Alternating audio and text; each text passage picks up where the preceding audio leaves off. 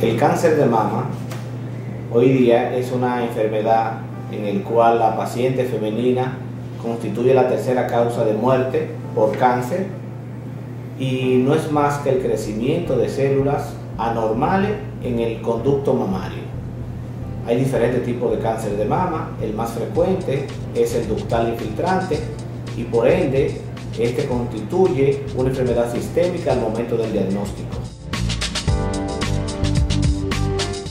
La mejor evaluación para el cáncer de mama es que cada paciente se haga el autoexamen mamario. Ese autoexamen mamario debe ser en pacientes que ven su menstruación una semana después. En aquella paciente que no ve menstruación, porque son posmenopáusicas, porque están operadas, tienen histerectomía o como se conoce, un vaciado, esa paciente puede tener un mes, durante el mes, un día específico para hacerse la evaluación.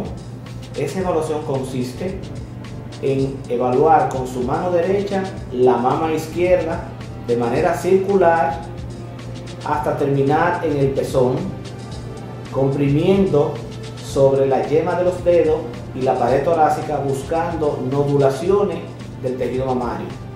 En el pezón luego tratar de exprimir un poquito a ver si hay salida de cualquier contenido que nos llamará la atención si el contenido es sanguinolento.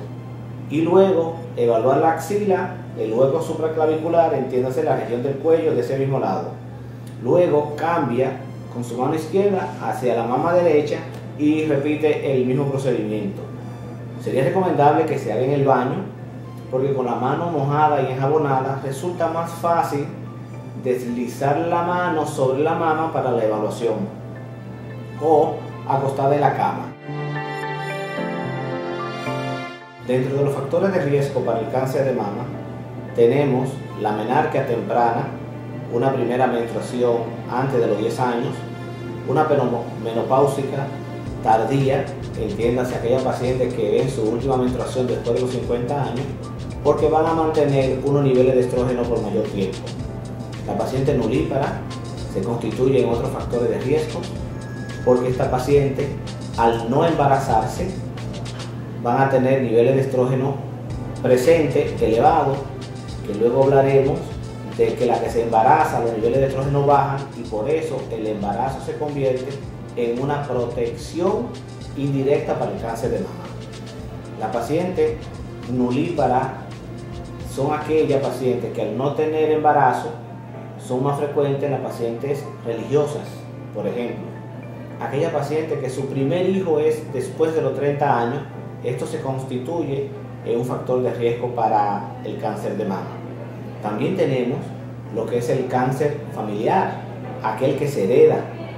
Aunque es un 5% el que se hereda, sí existe una descendencia directa entre madre, hermana e hijas, siendo esto de primera línea. Y aquello de segunda línea, lo que son los tíos, los primos y las abuelas, por ejemplo. Pero existe un factor y ya para esta paciente se puede determinar pruebas que diagnostican si la enfermedad pudiera presentarse genéticamente. Esa prueba se llama el BRCA1, BRCA2, se hace en sangre, se toma la muestra y se envía a laboratorios en Estados Unidos porque esa prueba todavía no la realizamos en este país. ¿Qué nos proporciona? La real importancia está en que aquellos pacientes que presentan el gen para la enfermedad indica que en algún momento de su vida pudieran presentar la enfermedad. ¿Y cuál sería el tratamiento para esta paciente? La mastectomía profiláctica, es decir, a esta paciente se le hace mastectomía, solamente se va a extirpar el tejido mamario, es decir, que van a preservar el complejo a la areola pezón y se le va a colocar un implante, buscando que reducir la probabilidad del cáncer de mama en ese tejido mamario. Esa paciente que presenta un nodulito en la mama y que acude a la consulta, el interés del médico es simplemente saber si eso es maligno o no, sin extirpar la lesión. ¿Por qué? Porque el manejo de ella va a depender de unos factores que vamos a tomar en cuenta, que son el tamaño de la lesión, los ganglios axilares y si existe enfermedad a distancia, que le llamamos metástasis. Esa combinación de esos tres factores nos van a decir a nosotros en qué estadio clínico está la enfermedad. El estadio clínico es qué tan avanzado o no está la enfermedad. Le vamos a sumar otros factores que son pruebas especiales al tumor, pruebas de inmunohistoquímica, evaluar la edad de la paciente, el lugar en la mama que ocupa la lesión, y todos estos factores sumados pudieran decirnos a nosotros cómo va a ser el pronóstico de la paciente, cómo esa enfermedad se va a comportar en su cuerpo. Hoy día se trata, yo le digo a mi paciente, se trata como un solo tratamiento que se divide en 4, con la cirugía, con la quimioterapia, con la radioterapia y con la hormonoterapia, que es un tratamiento que va a depender si una de las pruebas dio positiva o no. Si esa prueba de inmunohistoquímica, que se miden los receptores hormonales de estrógeno y progesterona, dan negativo, no se tratan con hormonas. Simplemente se tratan con hormonas aquellas que dan positivo, y va a depender de la edad para saber qué medicamento se pone. Paciente premenopáusica llevan un tratamiento y la postmenopáusica llevan otro tipo de tratamiento, aunque sean tratamientos hormonales.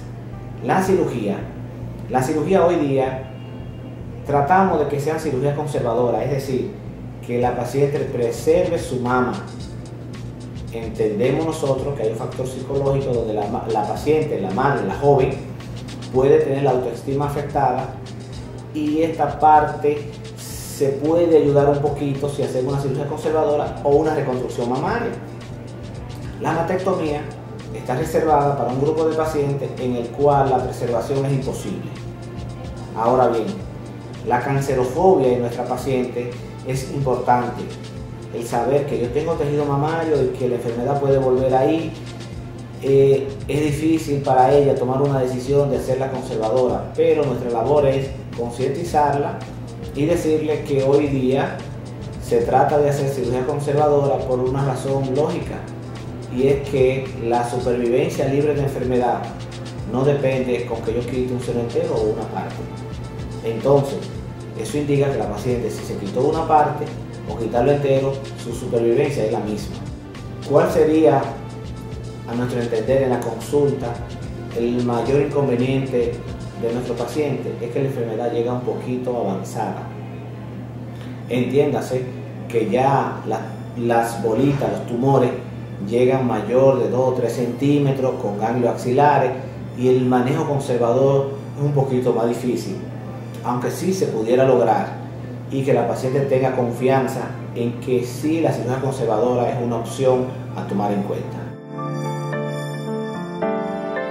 La edad de aparición de la enfermedad del cáncer de mama es más frecuente en la quinta, sexta década de la vida, entiéndase después de los 50 años. Pero ¿qué hemos encontrado? Cada vez más hay pacientes más jóvenes que presentan la enfermedad. Pacientes premenopáusicas, menores de 40 años. No es frecuente en pacientes de 20, 30 años, pero sí aparecen, sí existen casos, no es la frecuencia. Entonces, nuestra recomendación es que el paciente empiece a conocer su seno, empiece a evaluarse su seno para tomar en cuenta si existe esa probabilidad. No es frecuente la afectación en pacientes jóvenes porque no queremos llevar a la población la inquietud de que toda la bolita que aparezcan en pacientes jóvenes puede ser cáncer. No. Recuerden ustedes, pacientes jóvenes, que existe una enfermedad que se llama enfermedad fibroquística de la mama, en el cual, por ser joven, por tener esa hormona en cantidades suficientes y de manera activa, van a provocar que los senos tengan cambios, y esos cambios se van a manifestar con quistecitos. Los quistecitos son bolitas llenas de agua, y las bolitas que son duritas se llaman nódulos sólidos. El nódulo sólido más frecuente en pacientes jóvenes se llama fibroadenoma. Entonces, es frecuente encontrar en pacientes jóvenes lo que se llama la enfermedad fibroquística de la mama, que no tiene nada que ver con cáncer. Es un dato a tomar en cuenta para evitar esa ansiedad que pudiera generar todo esto. Es frecuente preguntar que si la mamografía es dolorosa, o me quiero hacer mejor una sonografía y no la mamografía porque me duele. Cada una tiene su indicación. Pero recordar que la mamografía, el objetivo es que al comprimir la mama, los rayos puedan pasar más fácil. A mayor compresión, más fácil pasan, pero puede molestar. Es cierto. Y que a alguna paciente le molestan más que a otra, pero hay sensibilidad, hay molestia. Pero es una molestia una vez al año, en el cual va a tratar de salvarte. ¿A qué se debe la caída del pelo en los pacientes con cáncer de mama que reciben terapia endovenosa o quimioterapia? Es sencillo. Hay medicamentos dentro de ese arsenal que tiene el médico para dar la terapia. Hay algunos que su forma de acción es bloqueando la síntesis proteica. Al bloquear la síntesis proteica, el tumor se muere. Pero ¿qué sucede? Que en el cuerpo humano las proteínas que más se recambian son el pelo y las uñas.